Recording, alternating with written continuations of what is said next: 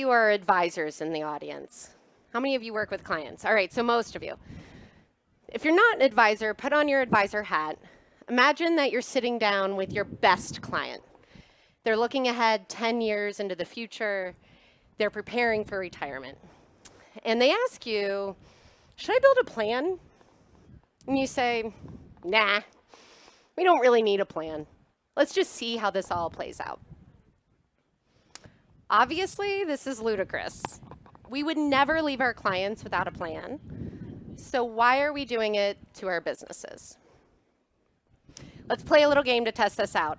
Raise your hand if your firm has a written succession plan in place. All right, so less than half. Keep it up if you've had it in place more than 4 years. I think that's my Bartlett team. So this is a relatively new phenomenon that we're paying attention to succession planning, but we know it's a looming issue. It's a perilous risk. And we've all spent a ton of time building our businesses, but if we don't plan for what comes next, if we don't plan for that next phase of succession, we're at this perilous risk of letting the business unravel, where all of a sudden our best clients are leaving, our best employees are leaving. Let's think back to that client, and we really pride ourselves in this industry on being a fiduciary. We say we do great work for our clients, helping them plan for the future. But what happens when it's time for us to plan for our own successions? This is where we start to fall down a little bit. If we want to be a true fiduciary for our clients, we need to invest in our succession plans the same way that we invest in our clients today. Are you investing in your plan with the same level of care as you're caring for your clients? With proper execution, I believe that succession planning is good for your clients, it's good for your employees, and it's good for your business. Succession leads to success. Now, admittedly, I'm pretty young to be up on this stage talking about succession. I get it. I am the living, breathing proof that a successful plan is possible. So I have the honor of serving as the president of Bartlett Wealth Management, a role I stepped into in 2021, following in the footprints of my predecessor, the very big footprints of Kelly Downing. She was the president and CEO of Bartlett for over 14 years. But this history of succession for our firm goes way back, actually all the way back to 1898, believe it or not. We can trace our roots all the way back to 1898. So we have this really strong foundation in transition planning. And I remember the day when my Bartlett partners voted me into the president role. They said, Holly, it's your turn to carry the leadership torch. And I had one very scary thought race through my head. Don't screw this up. So thankfully, my firm is well-versed in this art, and it really boils down to 3 Ps: your philosophy, your process, and your people. When we think about philosophy, we'll talk about what are the values, what are the vision of your organization that's a rooted place for your business today.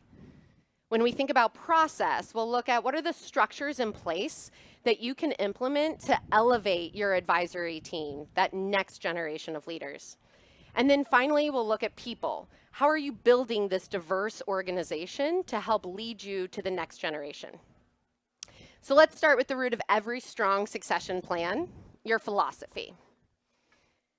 What is the core philosophy of your firm? Your vision, your values. More importantly, if I walked in today and I asked your top 10 leaders, tell me in one sentence what your firm stands for, would they all share the same message? All too often, we write down our vision and our values and we throw it in a drawer someplace, never to be seen of again, and we never really bring it to life. So how are we bringing this to life? For me, it starts with the vision. I love the process laid out by Cameron Herold in his book, Vivid Vision. And if you're not familiar with Cameron, he is the genius behind the very expansive growth of 1-800-GOT-JUNK. And in his book, Vivid Vision, he walks through how you can paint this dynamic picture of the future of your firm and then share it broadly with your organization. So at the highest level, you really need to make sure that your leadership group is behind this vision process. Just as important, though, it should really be led by that next cohort of leaders, those people who will be bringing it to life over the coming years. The real magic, though, happens when you spread the vision out beyond the leadership team, when you start getting the entire firm engaged. And admittedly, I learned the hard way what happens when you don't do this. So in 2018, a colleague and I were asked to build Bartlett's Vivid Vision. And we set out on this process. We were super passionate about it. We gathered all of the best ideas from our partners. We put it together in this vision, shared it with the firm, and it promptly fell flat. Why? We gathered great information from our partners, from our owners, from that top level of leadership, and we epically failed to gather insights from the rest of our team. We recognized this misstep, and we went about correcting it.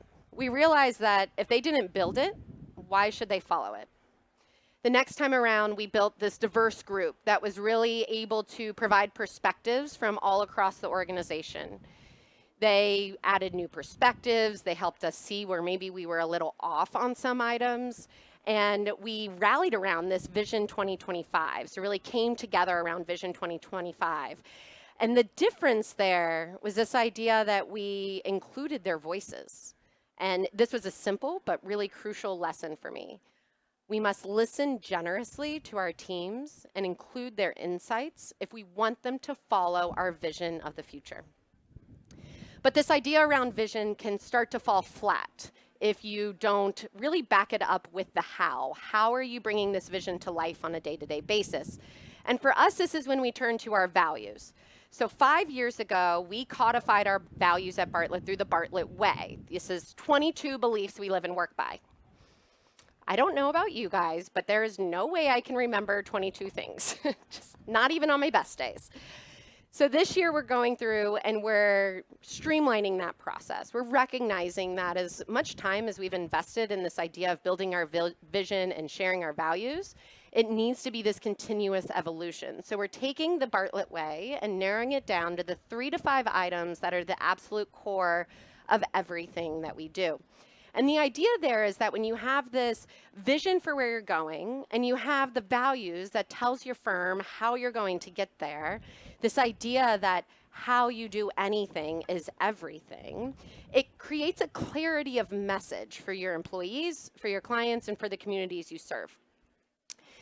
When I think about these values, though, I said all too often they end up just stuck in our desk drawers, right? Like, what are we really doing with them?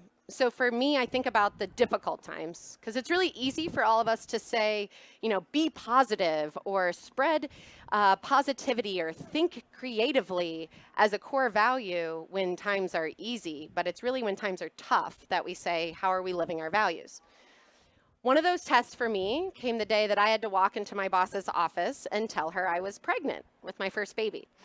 So there's not a ton of ladies in the room, but for those of you who have gone through this process, or if your wives went through this process, this moment that should just be filled with joy is all too often filled with anxiety. So I walked into Kelly's office, made a little small talk, and then finally blurted out, "I'm pregnant." And a huge smile broke out across Kelly's face. She said, "The day I told my boss I was pregnant was one of the most nerve-wracking days of my life. I promised I would never make somebody else feel that way." One of our core values is spread positivity. But instead of just saying it, Kelly demonstrated this warmth, connection, and support in this moment when I needed it most. This idea of how we build our vision and values, we can't do it in a vacuum by ourselves on the plane ride home. It's going to take time to marinate. It's going to take time to evolve. But I challenge you to start that process with your teams. Look into building your vivid vision and think about what are those core values that are helping bring your vision to life. All right, so we have the first step on our succession roadmap. We have our philosophy in place. The next step is to look at our process. And for us, process really meant that we needed to elevate the responsibility and build accountability for that next generation of leaders, those folks who are coming in. When we think about this idea of process, there's the old Marshall Goldsmith quote of "what got you here will not get you there." We knew that we had to change the structure to make that better. Your structure will change in a very organic way, I'm sure, based on the needs of your organization. For us, we did it in 3 ways over about a 3-year period of time. So the first step is we actually increased the size of our management committee from 3 people to 5 people. This allowed us to add 2 younger voices at the top decision-making level of the firm. This was really critical to elevate the voices of our next-gen leaders. The next step is we created a managing director structure. So this paired senior leaders with rising leaders over to have oversight over these core areas of the firm, creating this level of accountability that wasn't there before. So the team knew who to go to. The final step of the process was actually dividing up the role of president and CEO. I mentioned my predecessor served in both roles, and about a year out from her retirement, Kelly stepped into the role of executive chairperson, and we divided up her roles so that it wasn't just all falling onto one person to have to do everything. And we now have a CEO, Jim Haggerty, and I serve the role of president. Now, this change in our leadership structure was really critical for a few reasons. Number one, it clarified responsibility. So our team knew who to go to for problems. Instead of just going to the same old leaders for the same old issues, they knew exactly who they needed to go to get things done. The second reason is it prepared us for growth. So not only just getting bigger, but actually getting better, improving who we were as we prepared for that Vision 2025 into the future. When we think about this vision and we think about the structure in place, combining the two really helped us know that the employees saw, okay, this is where we're going, and now we know that there's a structure that can get us there into the future. But how do you actually start to test this structure? How do you know if it's going to work? You don't just want to retire and then assume that it's all going to be great. We implemented a sabbatical policy. So actually taking 10 weeks off from the business. Now, I know for a lot of you, you're probably thinking, it was hard for me to take 3 days off to come to Future Proof. I can't even imagine taking off 10 weeks. This was one that we had to roll out pretty slowly. We started it with the top. Our president and CEO stepped into that opportunity first about 5 years ago, and then we've been rolling it out slowly ever since. This year, Troy, our head of fixed income, took his sabbatical, and it proved to be very beneficial on the business side and for Troy personally. So on the business side, it allowed us to explore what resources do we need as we prepare for Troy's eventual retirement. It's a few years out, but we need to make sure that we're ready to see where are those gaps we need to fill. On Troy's side, he shared with me when he came back, he said, I wish I would have taken this sabbatical 10 years ago. I am refreshed, I'm energized, I'm ready to go. I even built the wood saw that's been sitting in my garage for the past 2 years.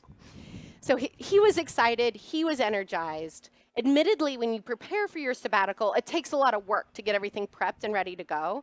But I think what you'll find is it builds this tremendous amount of trust in the plan, in the process, and it allows you to build confidence in your new leaders and for the outgoing leadership team to build confidence in the plan as well. So it's this great combination of you change your leadership structure, you elevate the next gen leaders, and then you're able to test it out by going on this sabbatical break.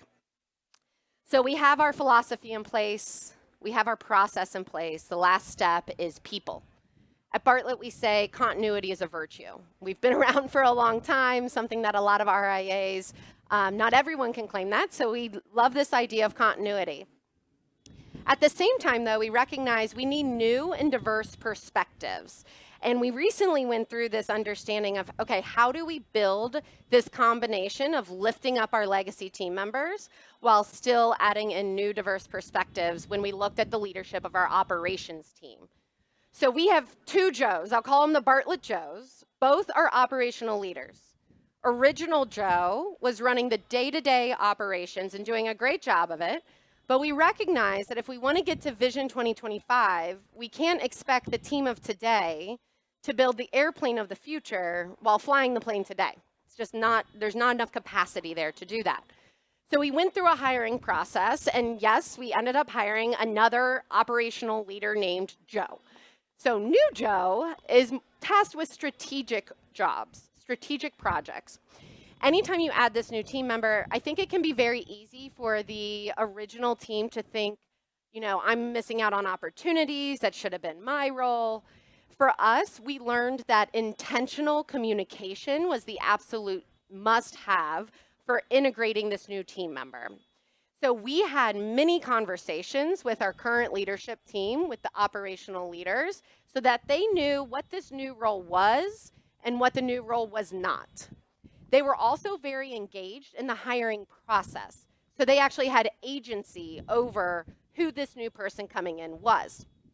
Intentional communication was also central when new Joe came on board. He spent the first 60 days listening generously to the entire team. And people could share their ideas, what's working, what's not working, so that when he comes out with this roadmap of what the future looks like, the team was excited to rally behind that and see where we're going next, building toward that Vision 2025. We recognized that we needed something different. Turns out that new Joe is actually an Army Ranger. He served 3 active tours of duty in Iraq, and that provided a whole new level of experience, engagement, diversity of how our team thinks. We had to go through the same process when we were looking for our CFO. So when we were going through the leadership transition of our president and CEO duties, we were also preparing for the retirement of our CFO. And going through this, we recognized very clearly what skills we needed and where we needed to fill some gaps. So, little secret, I am not a process person. I know I just extolled the values of process. That process wasn't built by me, it was built by my predecessor. I lean into philosophy and people. That's very important to me. And so when we were looking for a CFO, we said, we know we need someone who thinks differently. I can't just go to someone who I feel comfortable with who thinks just like how I think. We ended up finding our current CFO, Chad. He's an auditor and a certified fraud examiner. So he is like super duper into process, like a process wizard. And it worked out really well paired with my strengths, which lean towards philosophy and people. And this saved us really valuable time on the succession planning roadmap. The last step to our people is we have to keep them. I have a quote on my computer screen from Stanford professor Jennifer Acker. It says, people want to be valued members on a winning team with an inspired mission. So how are we demonstrating to our team members that they are valued? I think about this roadmap that we've walked through here today. We include them in building that philosophy, looking ahead to what the future looks like in our vision, bringing it to life through our values. I think about the process of how we can build structures that will elevate our leadership team. And then finally, I think about people, recognizing where their strengths are and how you can continue to elevate your team members there today while building diversity of all types onto your teams. We started with this premise that was totally ridiculous, that we would leave our clients without a plan. Now we've seen the steps we can take to actively build a plan for our own businesses. One of my favorite TEDx speakers and communications experts, Nancy Duarte, has a quote. She says, "The future isn't a place we're going to. The future is a place you get to create." I invite you to take the first step on your succession planning roadmap, remembering along the way, succession leads to success. Thank you.